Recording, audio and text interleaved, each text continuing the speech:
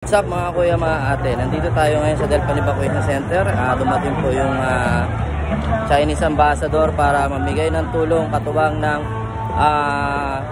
Philippine Chinese Chamber of Commerce and Industry Incorporated. Mamigay sila ng relief goods kasama ang ating masipag na Vice Mayor, Yul Serbo.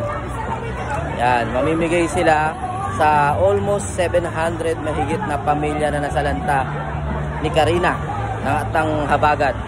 So ito po sila ngayon.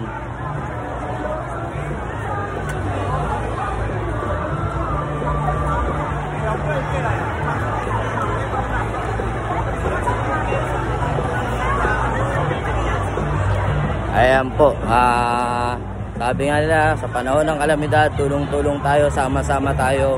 Walang maputi, walang maitim, walang kayumanggi, sama-sama yan, walang dilat, walang singkit, di ba?